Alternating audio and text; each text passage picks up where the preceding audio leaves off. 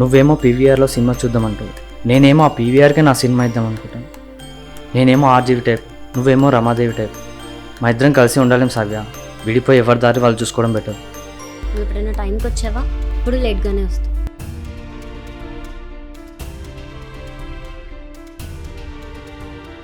అది కాదు సావ్య.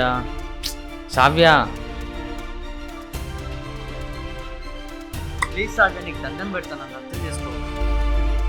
నిన్ను అర్థం చేసుకున్నా కాబట్టి చెప్తున్నా కిరు. నువ్వు నన్ను విడదీసేది అది నిద్రలో వచ్చే కళ. నా మనసు భరించలేదు. నీకు ఎదురు నేను నమ్ముతున్నా. ఒకప్పుడు అమ్మాయిల కోసం అబ్బాయిలు ఎదురు చూసేవారు, కానీ ఇప్పుడు